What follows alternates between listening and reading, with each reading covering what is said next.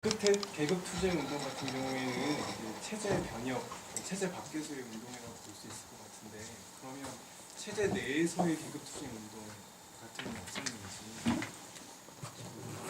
그러니까 체제 자체를 변혁시키려는 그런 극단적인 의도 말고도 체제 내에서도 노동자를 위한 어떤 그런 운동 같은 건 어떤 건지. 계급투쟁주의의 궁극적 목적은 이 자유시장주의 체제를 동의하지 않아요. 그래서 다만 이제 동의하지 않는데 단계적으로 현실적으로 때가 올 때까지는 체제 내에서 합법성을 유지하면서 운동하겠다라고 하는 생각이 훨씬 현실적이겠죠.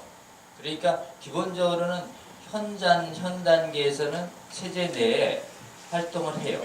그러나 궁극적으로는 체제를 바꾸려고 하죠. 그런 분들에게 있어서는 지금 당장은 체제 내의 모습으로 있는 것이에요.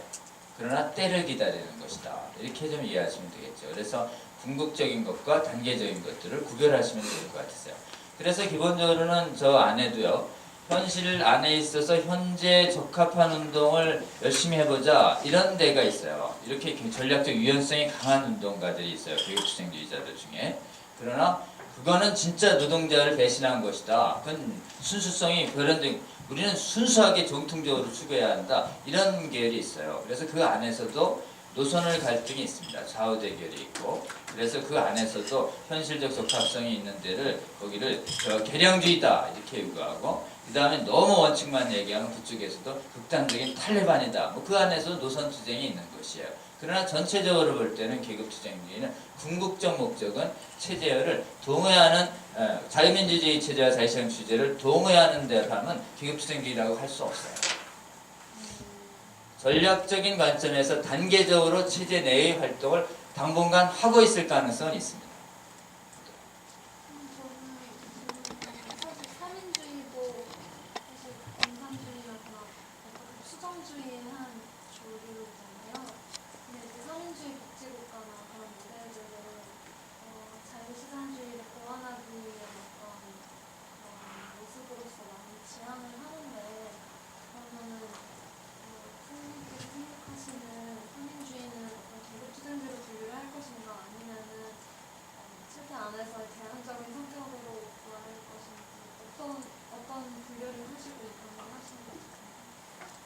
저는 이제 사민주의는 잘 모르고 이제 근데 어쨌든 지금 안에 보면 자유시장주의와 계급투쟁주의사에서 계급투쟁주의적 관점이 자유시장주의의 문제점을, 자유민주주의의 문제점을 보완하는 기능을 긍정적으로 굉장히 가져요.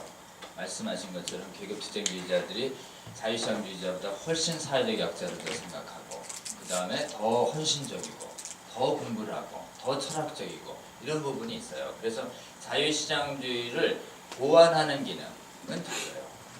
그리고 굉장히 그 악한 사람도요, 선한 사람을 연단하는 기능은 가져요.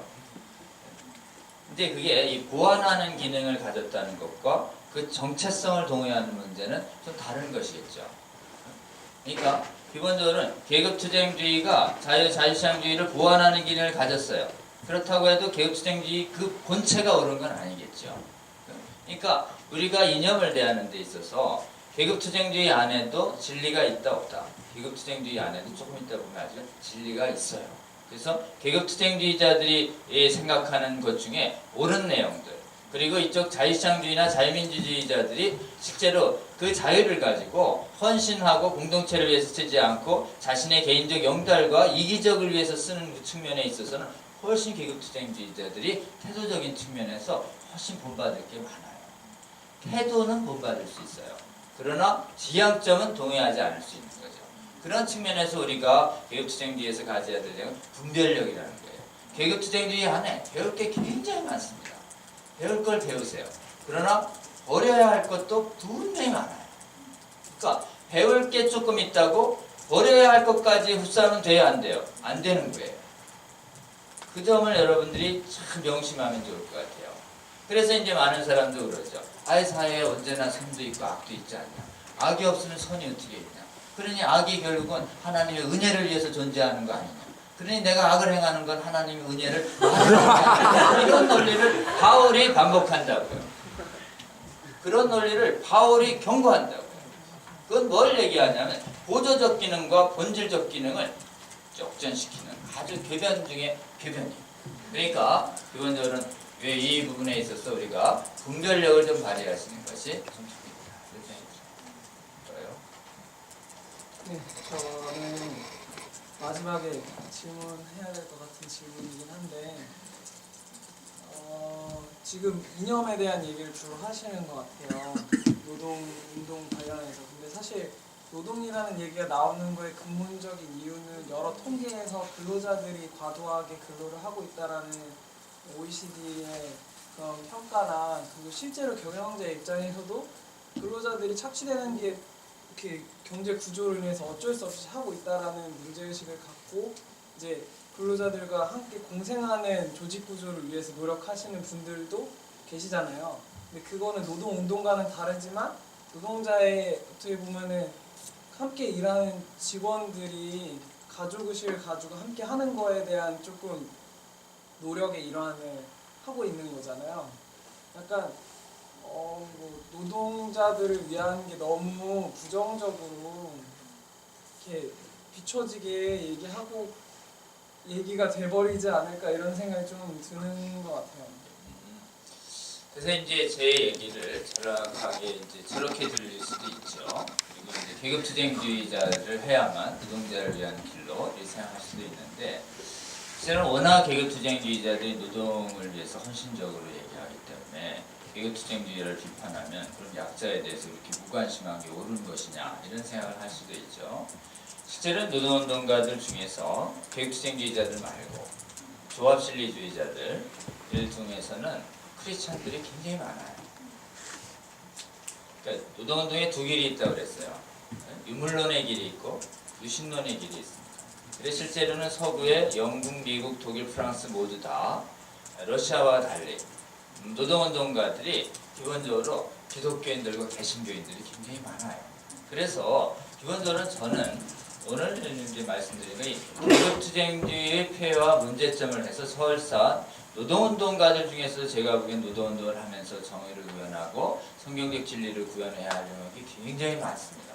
그리고 자유주의 국가 안에서도 이 자유를 가지고 자본가의 불의와 탐욕과 이런 것들과 맞서서 그것을 교정시켜야 할 부분도 굉장히 많은 것이에요.